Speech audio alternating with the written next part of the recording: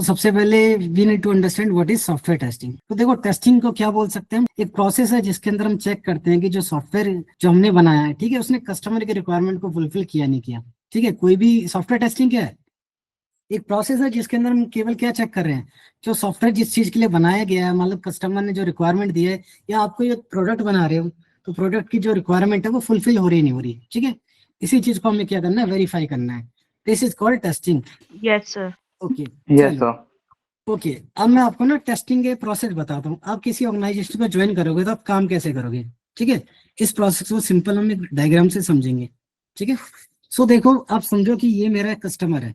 ठीक है, तो ही इज माई कस्टमर। ठीक है, ये मेरा कस्टमर हो गया, या आप इसको क्या बोल सकते हो, क्लाइंट बोल सकते हो। ठीक है, तो क्लाइंट और कस्टमर, ठीक है, ये हमारा हो गया। अब ये हमें क्या बताएगा, अपनी रिक्वायरमेंट बताएगा। तो डेवलपर का क्या रोल है, टेस्टर का क्या रोल है। ठीक है, ये चीजें पूरा फ्लो काम कैसे करता है। ठीक है, इस चीज को एक बार हम समझने की कोशिश करेंगे। ठीक है, तो देखो, कस्टमर क्या देगा, सबसे पहले कस्टमर क्या देगा, रिक्वायरमेंट्स देगा। ठीक है, कस्टमर की क्या होगी, एक रिक्वायरमेंट होगी। तो कस्टमर आपको हमेशा क्या देगा, एक रिक्वायरमेंट देगा कि मेरी ये रिक्वायरमेंट आपको बनानी है। ठीक है, टीम में मोस्टली कौन से दो लोग काम करते हैं, एक हो गया आपका डेवलपर और एक हो गया टेस्टर।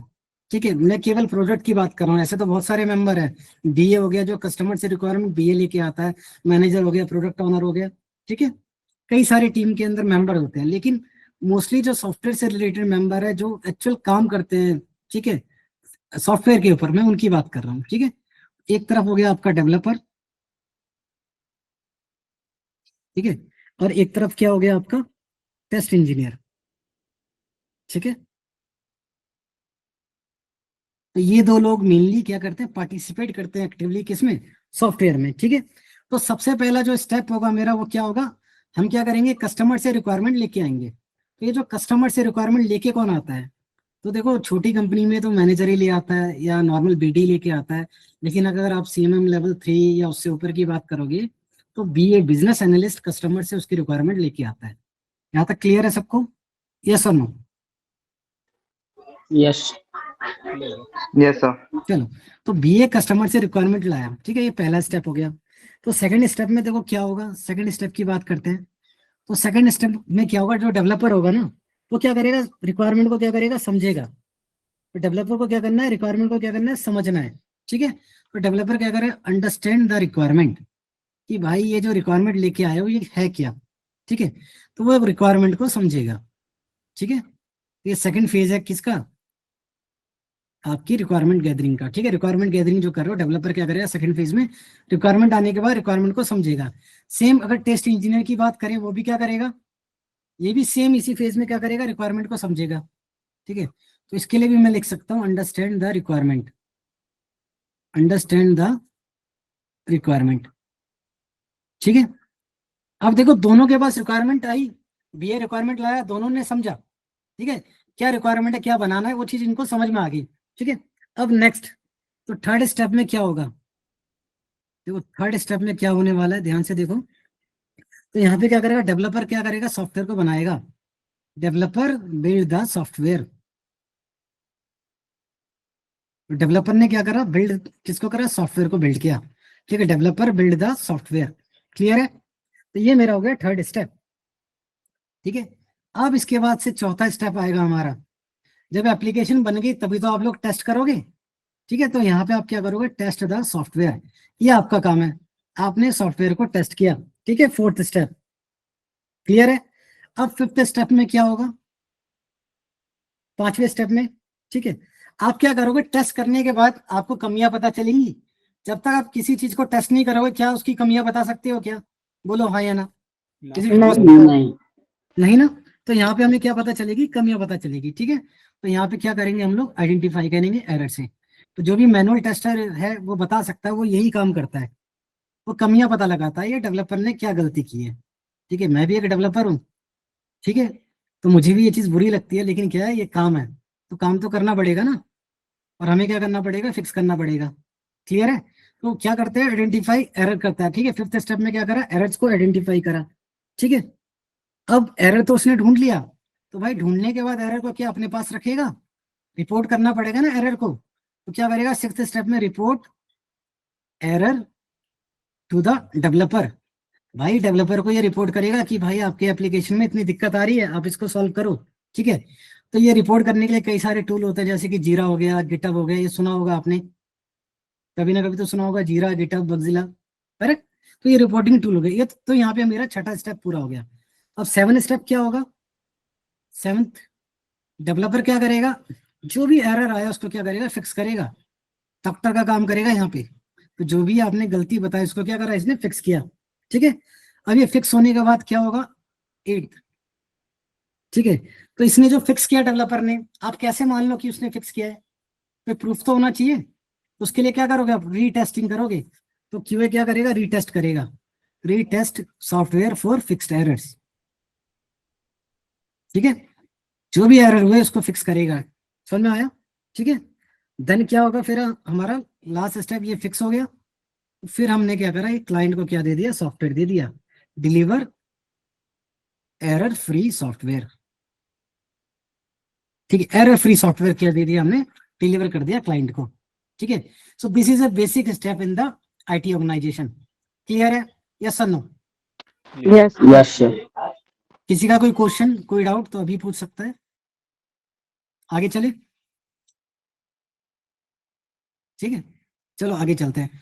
तो और भी मैं एक सिंपल सी भाषा में आपको सिंपल और भी सिंपल से एग्जांपल से समझाता हूँ। ठीक है, सपोज करो मेरा एक कैलकुलेटर है। ठीक है, एक मेरा कैलकुलेटर है। ठीक है, और मैं क्या कर रहा हूँ? A+B करना है मुझे, केवल A+B को चेक करना है। ठीक है, ये आपका काम है। तो जब आप टेस्टिंग करोगे तो कैसे करोगे?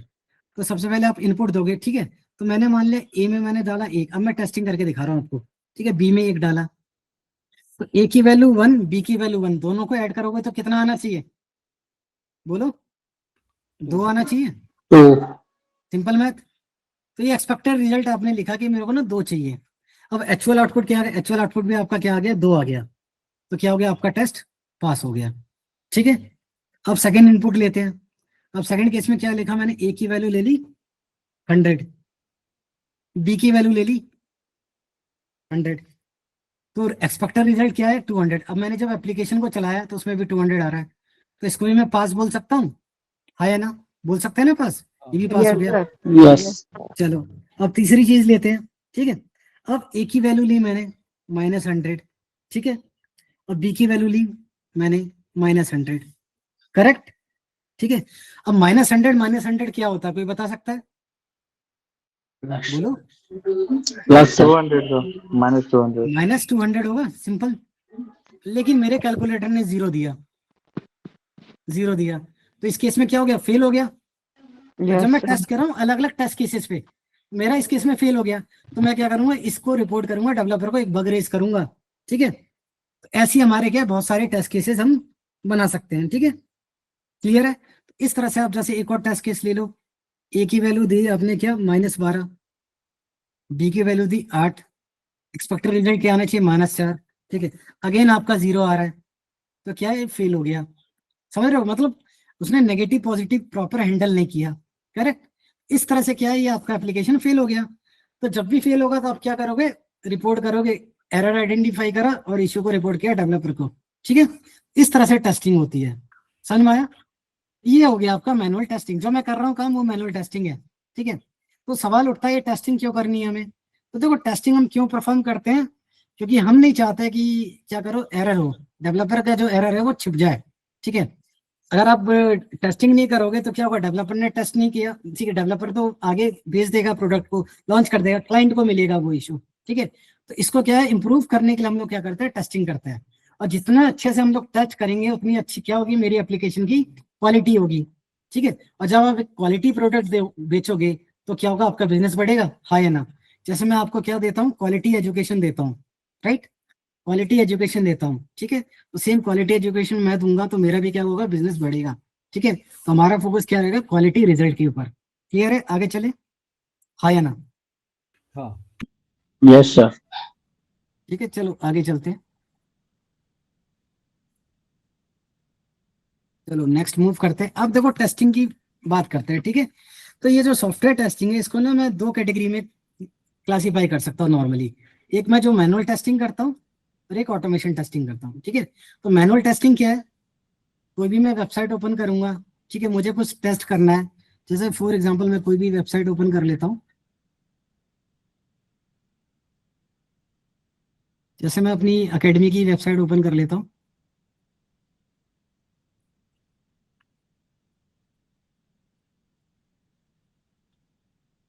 ठीक है, ये मैंने ओपन कर लिया। अब मुझे इसको टेस्ट करना है। ठीक है, तो एक एक फीचर को क्या करूंगा, मैं टेस्ट करूंगा। जैसे मुझे ये टेस्ट करना है, ये एक्सपर्ट से टॉक कर पाता नहीं कर पाता। ठीक है, तो ये चेक करना है, वेरीफाई करना है, ओपन व्हाट्सएप आया, ये कोर्सेज आए। ठीक है, तो एक एक मैं फंक्शनलिटी को टेस्ट करूंगा, समझ रहे हो। मैनुअल यहाँ गया, यहाँ विजिट किया, यहाँ पे कुछ डाला मैंने। ठीक है, ये ऐप ओपन करूंगा, तो ये सारे के सारे क्या है, मेरे मैनुअल स्टेप्स। ठीक है, तो ये क्या है, टाइम कंज्यूमिंग है। अब ये मान के चलो कोई मेरी एप्लीकेशन है जिसके अंदर 15 से 20 स्क्रीन है, तो मुझे मैनुअली डाटा बहुत सारा इंसर्ट करना पड़ेगा।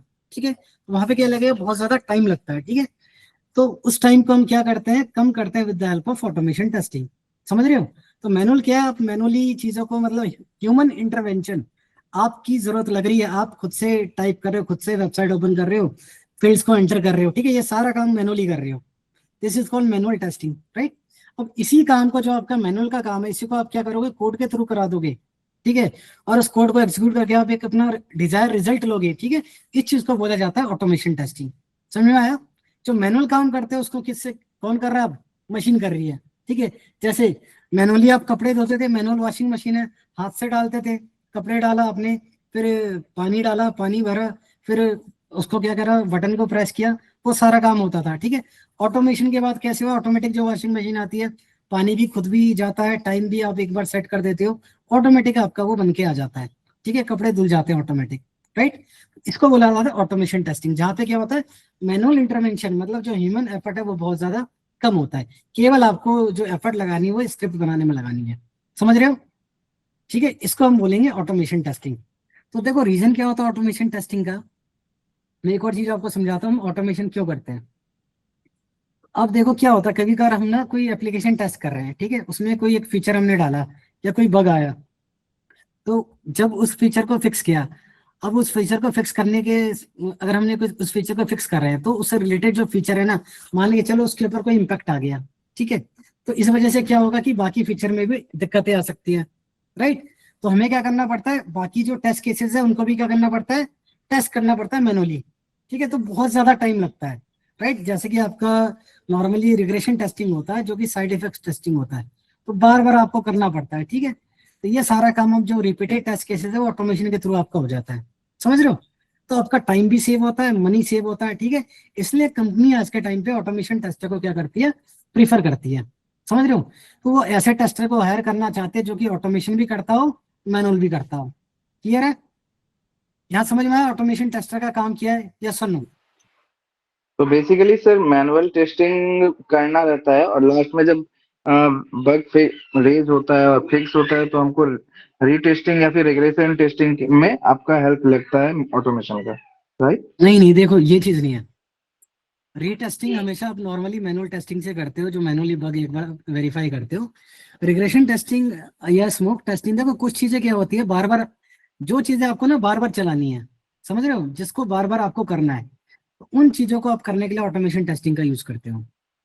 ठीक है, जैसे आप स्मोक टेस्टिंग बार बार आपको चेक करना है कि बिल्ड जो थी वो स्टेबल है नहीं टेस्टिंग के लिए, तो स्मोक टेस्टिंग की बिल्ड बना दी आपने।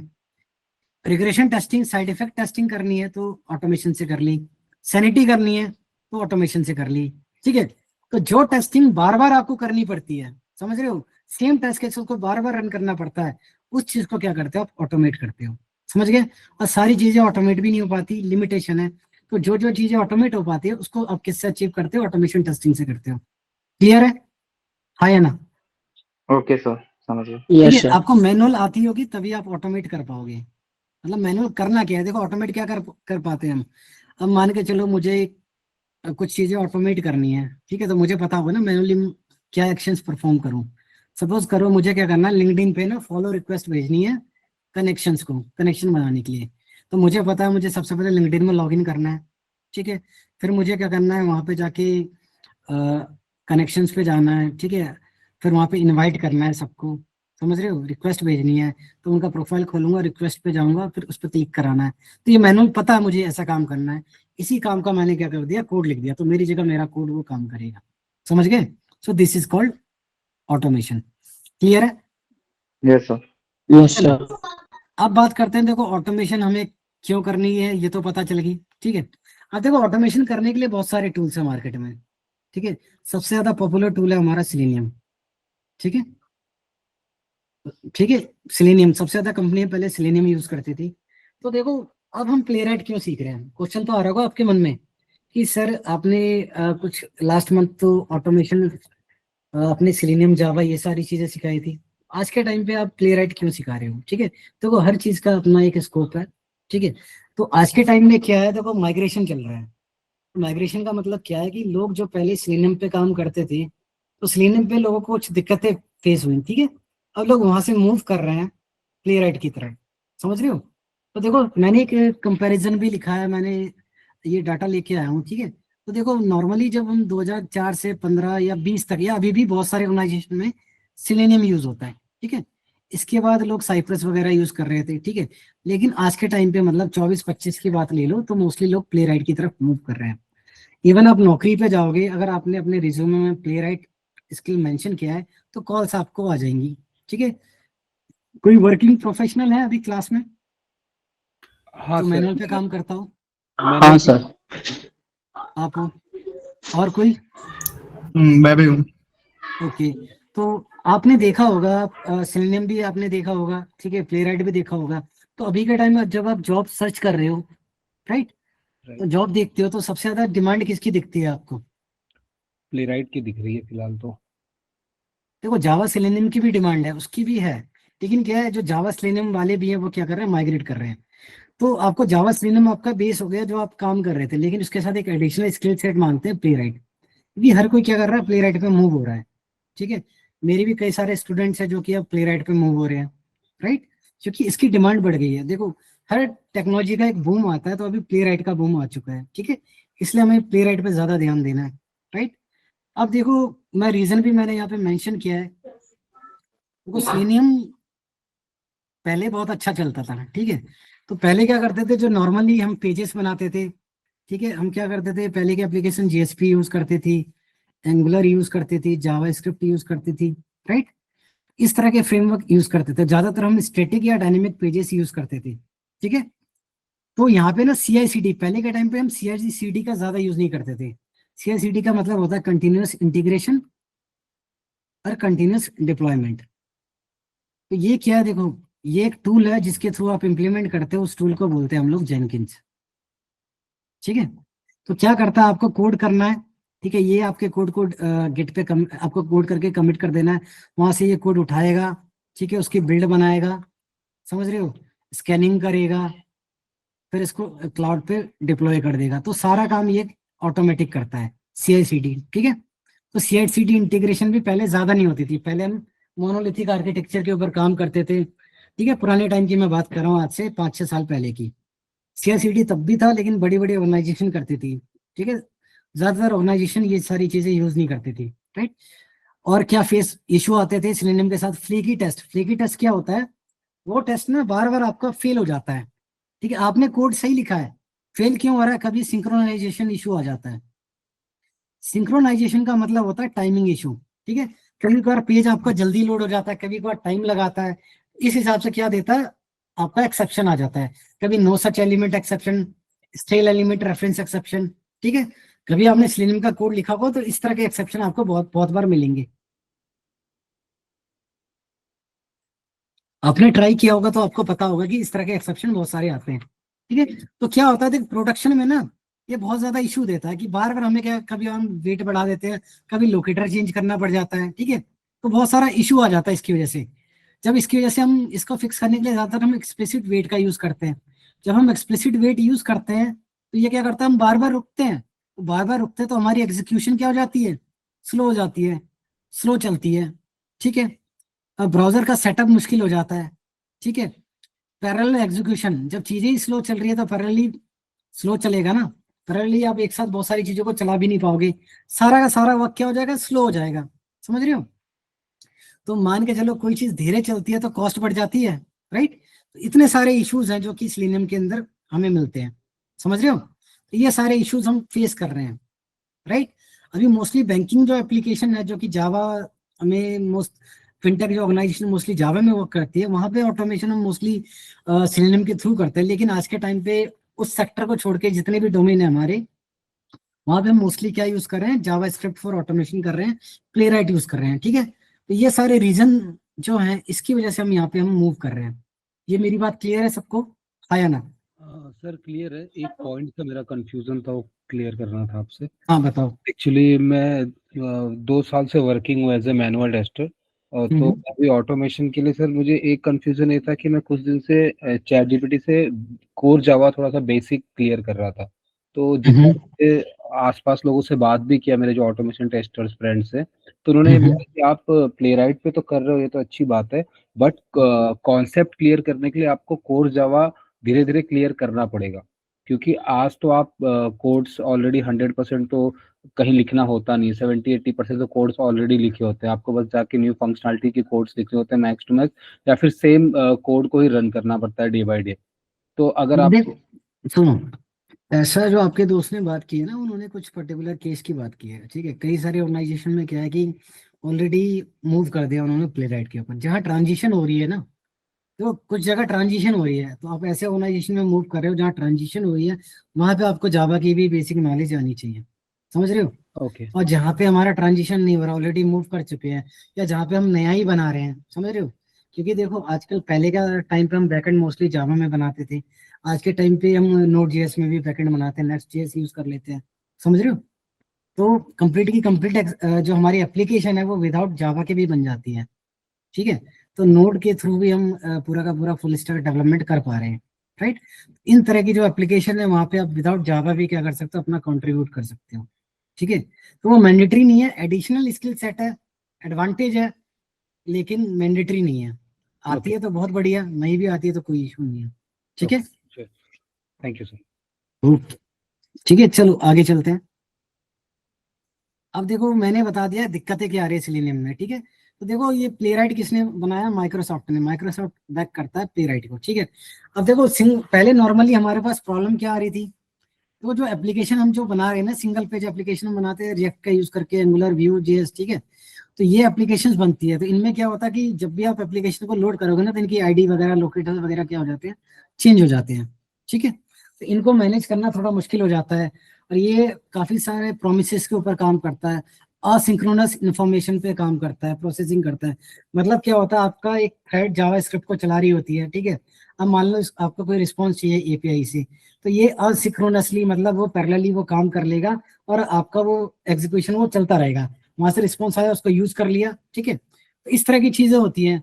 राइट, इसमें पैरेलल चीजें होती है, तो बाकी ये चीज ना सिलेनियम में मैनेज करना थोड़ा सा मुश्किल है। और वहां मैनेज करने जाओगे तो बहुत ज्यादा मल्टी थ्रेडिंग का यूज करना पड़ जाएगा, जो कि काफी ज्यादा क्या मुश्किल है कंसेप्चुअल इंप्लीमेंट करना। ठीक है, तो वो चीजें प्रॉब्लम आ रही है हमारी जो आजकल यूआईज में है।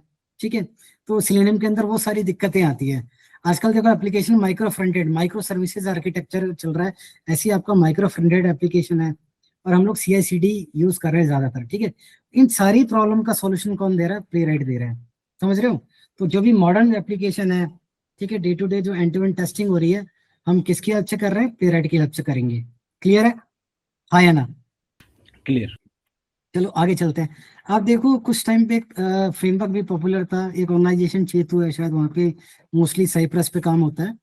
तो साइप्रस हम क्यों यूज नहीं कर रहे? देखो साइप्रस क्या होता है, मल्टी टैब सपोर्ट नहीं करता। ठीक है, लिमिटेड कंट्रोल है, ब्राउजर के अंदर होता है। ठीक है, केवल जेएस वाले ही कर सकते हैं काम इसके ऊपर, लिमिटेशन है। ठीक है, जिसको जावा स्क्रिप्ट आते हैं केवल वही साइप्रस का यूज कर सकता है। समझ रहे हो?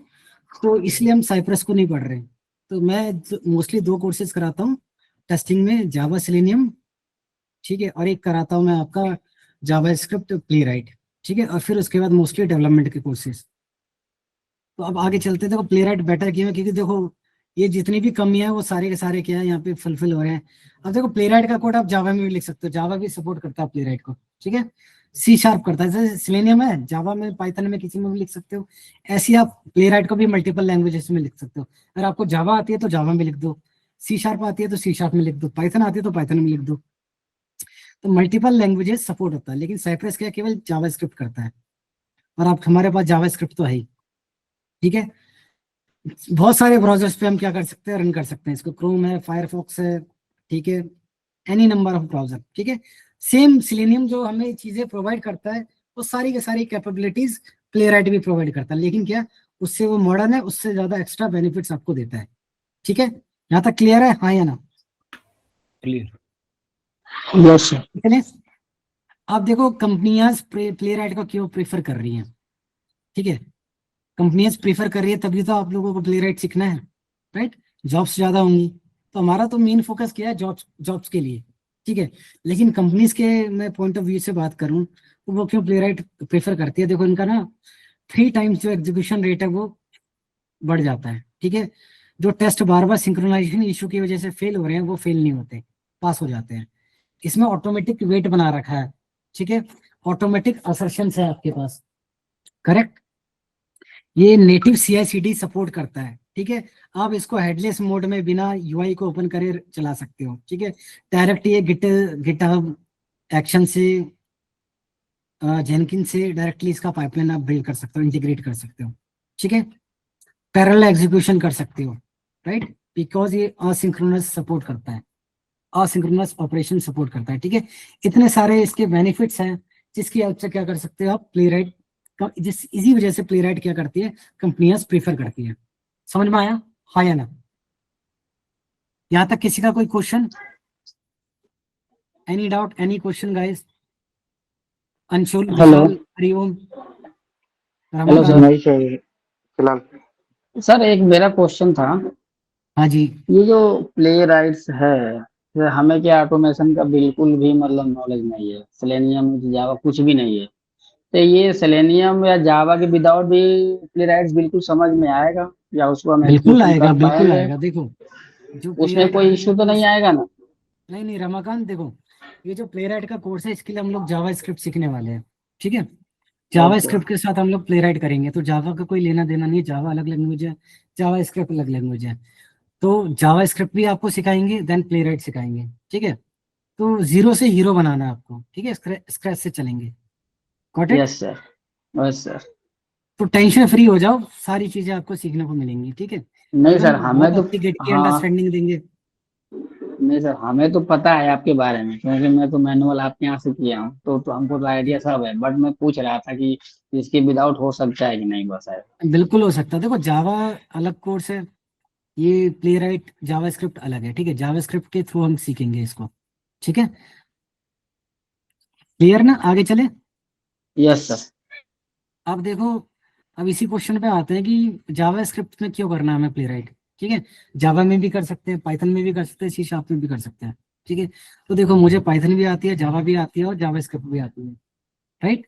हाँ, सी शार्प नहीं आती, तो मैं इन तीनों में तो करा सकता हूँ, लेकिन मैंने इसके लिए आपका जावा स्क्रिप्ट क्यों चुना, तो रीजन क्या है, देखो ये जो प्लेराइट है ना वो नोड जेएस पे बना है, ठीक है। नोड जेएस, और नोड जेएस भी पूरा का पूरा क्या है, जावा स्क्रिप्ट है, समझ रहे हो।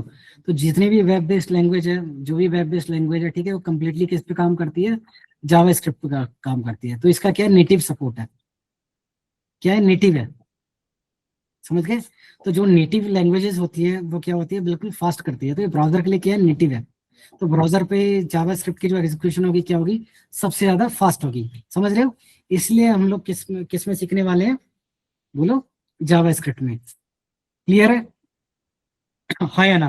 और जितने भी आपके ब्राउजर के कोड है वो किस पे रन करते हैं, जावा स्क्रिप्ट पे करते हैं, ये तो पता होगा सबको। सर ये चीज एक बार रिपीट कीजिएगा। देखो मैं आपको बता, जितने भी आपके फ्रंट एंड जो वेब एप्लीकेशन है ना, ये जितने भी एप्लीकेशन है ना, ये इवन आपको ये जो इंटरफेस दिख रहा है, ये दिख रहा है, या मैं कोई अपनी वेबसाइट ओपन कर रहा था मैं, ठीक है, ये सब कुछ किसमें, जावा स्क्रिप्ट के अंदर ही बना है, ठीक है। तो इसमें जावा स्क्रिप्ट का कोई ना कोई हम फ्रेमवर्क वर्क करके बनाते हैं, ठीक है। तो फ्रंट एंड जो ब्राउजर पे जो भी आप वेब एप्लीकेशन ओपन करते हो ना, हर जगह क्या आपका जेएस है। तो जेएस कोई एप्लीकेशन आपने क्या सिंपल HTML CSS जावा स्क्रिप्ट पे बनाया होगा, ठीक है। कोई एप्लीकेशन आपने रिएक्ट पे बनाया होगा, कोई एंगुलर पे बना होगा, ठीक है, कोई व्यू जेएस पे बना होगा, कोई नेक्स्ट जेएस पे होगा, ठीक है, कोई बैकबोन जेएस पे होगा। तो ये सारा का सारा क्या जावा स्क्रिप्ट है, ठीक है। तो ये जो नोड, ये जो प्लेराइट भी है जावा स्क्रिप्ट में है, ठीक है। प्लेराइट किस पे बना, नोड जेएस पे। नोड जेएस किसके क्या यूज करता है, जावा स्क्रिप्ट करता है, ठीक है। तो क्या ये जावास्क्रिप्ट के नेटिव लोकल है, ठीक है। तो जिस चीज में बना है, जिस चीज पे ब्राउजर का कोड है, तो जो सेम सेम चीज है उनके बीच में फास्ट कम्युनिकेशन होगी। मैं हिंदी, आप हिंदी में बात कर रहे हो तो हमारे बीच में बेटर अंडरस्टैंडिंग होगी। कोई इंग्लिश में बात कर रहा है, कोई कन्नड़ में कर रहा है, और मैं हिंदी में बात कर रहा हूँ, तो हमारे बीच में समझने में थोड़ा इशू आएगा। एग्जीक्यूशन टाइम, अंडरस्टैंडिंग टाइम थोड़ा सा डिले होगा, हाँ या ना? हाँ करेक्ट। Yes sir. तो सेम रीजन यहाँ पे है, समझ गए? सेम रीजन यहाँ पे है, राइट। तो इसलिए मैं आपको जावास्क्रिप्ट के थ्रू प्लेराइट सिखाने वाला हूँ, ठीक है। अब देखो क्या होता है, जो फ्रंट एंड डेवलपर होते हैं उनको, वो भी, जो फ्रंट एंड डेवलपर हो गए ना आपके, जो रिएक्ट एंगुलर इन पे काम करते हैं, वो भी प्लेराइट पे काम कर लेते हैं। ये रीजन होता है। ऐसे जो जावा डेवलपर होते हैं वो सिलेनियम पे काम कर लेते हैं, समझ गए? तो इसलिए ये मेन रीजन है कि ये करते कंपनियां या तो जावा सिलेनियम प्रेफर करती है या तो प्लेराइट करती है। क्लियर है? आगे चले तो देखो, एक मैं छोटा सा एग्जांपल देखता हूँ। जब हम नॉर्मली क्या करते हैं, देखो नॉर्मली जब हम जावा में वेट यूज करते थे सिलेनियम में, तो ऐसे लिखा देते थ्रेड डॉट स्लीप, ठीक है। तो ये रिकमेंडेड अप्रोच नहीं है, ये एक्सेप्शन दे सकता है, इंटरप्टर एक्सेप्शन, ठीक है। जावा टेक्निकल टर्म है ये, तो वो दे सकता है, तो ये रिकमेंडेड अप्रोच नहीं होती। लेकिन यहाँ पे क्या करते हैं, अवेट लगाया, पेज डॉट क्लिक बटन से पास कर दिया, इससे काम हो गया, ठीक है। इतना ज्यादा इजी है आपका क्या करना, प्लेराइट में कोड लिखना, ठीक है। तो ये ऑटोमेटिक वेट है प्लेराइट का, ठीक है, ऑटोमेटिकली वेट करता है। आपको खुद का वेट लगाने की जरूरत नहीं है। जो टेस्ट बार बार वेट की वजह से, सिंक्रोनाइजेशन की वजह से फेल हो रहे हैं, ठीक है, उनको सॉल्व कर देता है कौन, प्लेराइट सॉल्व कर देता है ऑटोमेटिकली। आपको यहाँ जो एक्स्ट्रा एफर्ट करते थे ना स्लेनियम में, वो चीजें करने की जरूरत नहीं पड़ती। क्लियर है? यस और नो? अब देखो, यस सर। अब देखो प्लेराइट फास्टर कैसे है। तो मैंने बताया जावास्क्रिप्ट डायरेक्ट ब्राउजर कम्युनिकेशन, वो भी जावास्क्रिप्ट सपोर्ट करता है, ये भी जावास्क्रिप्ट के ऊपर है, ठीक है। हेडलेस एग्जीक्यूशन मतलब बिना ब्राउजर को ओपन करे हुए आपका टेस्ट क्या होगा, चल जाएगा। और पैरेलल एग्जीक्यूशन मतलब एक साथ बहुत सारे टेस्ट केसेस चला सकते हैं। जैसे वर्कर्स 4 डाल दिए तो एक साथ 4 थ्रेड्स इनको चला देंगी, ठीक है। एक साथ 4 चीजों को आप टेस्ट केसेस को एग्जीक्यूट कर सकते हो, समझ गए? इस तरह से आपका पैरेलल एग्जीक्यूशन आता है। क्लियर है? किसी का कोई डाउट है, कोई क्वेश्चन है तो बताओ, एनी क्वेश्चन? सर डाउट नहीं है, पर ये जो टर्म्स आप यूज कर रहे हैं ना, तो ये जब हम प्रैक्टिकली करेंगे तो ही क्लियर हो पाएगा, क्योंकि अभी तो ये टर्म आप धीरे धीरे जब पढ़ोगे ना, अभी आपको जावास्क्रिप्ट सिखाएंगे। देखो मैं रोड मैप अभी आपको शेयर करने जा रहा हूँ, बेस से चलेंगे। मैंने बस आपको बता दिया आप क्या पढ़ने वाले हो, और एट द एंड आप किस तरह से काम करोगे। तो इस तरह से आपका VS कोड का एडिटर होगा, ठीक है। यहाँ पे आप कोड लिखोगे, ये सब प्लेराइट का कोड लिखा हुआ है, सिंपल सा एप्लीकेशन है, ठीक है। इस तरह का आप कोड लिखोगे, इस तरह से कमांड से आप एप्लीकेशन रन करोगे, ठीक है। देखो एक वर्कर आया, इस तरह से आपकी एप्लीकेशन रन हो जाएगी, समझ रहे हो, ब्राउजर आपका रन हो गया, ठीक है। तो ये बेसिक बेसिक चीजें होंगी जो कि आपको करनी है। देखो हो रहा है run? इस तरह से ब्राउजर आप क्या कर सकते हो, ओपन कर सकते हो। अब इसने क्या करा, कोई URL ओपन कर दिया, राइट। तो ये सारी चीजें हैं। तो ये इस तरह से आप लोग क्या करोगे, कोड लिखोगे ऑटोमेट करने का। क्लियर है? हाँ या ना?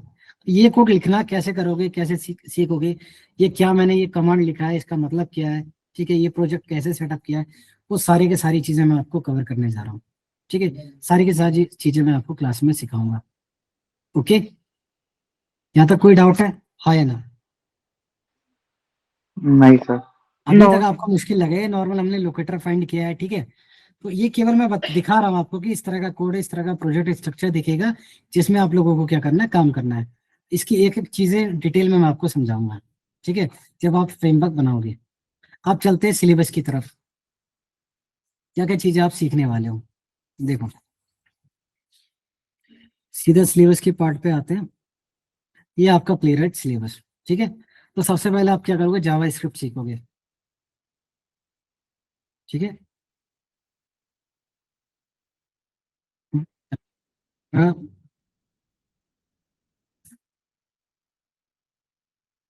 चल गया, ठीक है। तो देखो सबसे पहले हम जावा स्क्रिप्ट सीखेंगे, राइट। कोड हमें लैंग्वेज तो आनी चाहिए ना। तो जावा स्क्रिप्ट में वेरिएबल्स बनाना, डाटा टाइप्स, ऑपरेटर, ये सारी चीजें सीखेंगे, ठीक है। इसके बाद हम टाइप स्क्रिप्ट चाहे तो सीख सकते हैं, ये ऑप्शनल पैरामीटर है, ठीक है। ये मैं आपको बाद में कवर कराऊंगा, ठीक है, ऑप्शनल है ये। क्योंकि पहले हम जावा स्क्रिप्ट से ऑटोमेट करके देखेंगे, देन हम फिर आपको टाइप स्क्रिप्ट की भी बेसिक नॉलेज दे देंगे और टाइप स्क्रिप्ट के थ्रू भी क्या कर सिखा देंगे ऑटोमेट करना। ठीक है, तो इस तरह से हम लेके चलेंगे। देन हम प्लेराइट के बेसिक सीखेंगे, installation, browser, context pages, locator बनाना, वेट, पिक्चर्स। ठीक है, देन इसके बाद आपको नेक्स्ट मॉड्यूल क्या हमारा, प्लेराइट टेस्ट केसेस लिखना, नेविगेशन करना, फॉर्म ड्रॉप डाउन अलर्ट को हैंडल करना, फाइल अपलोड डाउनलोड करना, कीवर्ड के एक्शन, स्क्रीनशॉट वीडियोस। ठीक है, फिर इसके बाद फ्रेमवर्क का पार्ट है। मोस्टली इंडस्ट्री में आप फ्रेमवर्क पे काम करते हो, तो हम फॉर्म डिजाइन पैटर्न यूज करेंगे, हुक का यूज करेंगे, पैरेलल चीजें देखेंगे कैसे करते हैं। नॉर्मली हम सिलेनियम में टेस्टएनजी का यूज करते थे पैरेललाइजेशन के लिए। ठीक है, क्रॉस ब्राउजर एग्जीक्यूशन सीखेंगे। अब देखो ये चीजें हो गई। अब इसके बाद जो एडिशनल चीजें हम लोग सीखने वाले हैं, ये तो हो गया आपका ऑटोमेशन। ठीक है, अब ये एपीआई टेस्टिंग सीख लेंगे प्लेराइट की हेल्प से, राइट। तो ये इसकी हेल्प से सीख लोगे आप कैसे हम एपीआई ऑटोमेट कर सकते हैं। ठीक है, अब इसके बाद मेन फोकस करते हैं इस पे CI/CD इंटीग्रेशन पे। ये चीजें आपको एक्स्ट्रा सिखाई जाएंगी। देन ये आपको एक्स्ट्रा सिखाया जाएगा एआई का यूज करना। ठीक है, अब जैसे VS कोड के अंदर को पायलट इंटीग्रेट करके हम को पायलट से ही कोड करा देंगे, समझ रहे हो। आजकल क्या है, एआई का, जेनेटिव एआई का यूज करना आपको आना चाहिए। तो मैं क्या करूंगा, को पायलट का यूज करना। ठीक है, जो डिफरेंट डिफरेंट मेंटोर्स हैं, तो आपको different different mentors particular aspect आपको सिखाएंगे। ठीक है, आपको गिट की प्रॉपर नॉलेज देंगे। गिट के अंदर कई सारी चीजें होती हैं, जब टीम में काम कर रहे हो तो मर्ज करना होता है, चेरी पिक करना होता है, ब्रांचिंग करनी होती है, सारी की सारी स्ट्रेटजी आपको सिखाई जाएगी। ठीक है, तो आपको complete A to Z solution मिलेगा। यहाँ तक सबको समझ में आया? किसी का कोई क्वेश्चन है तो बताओ।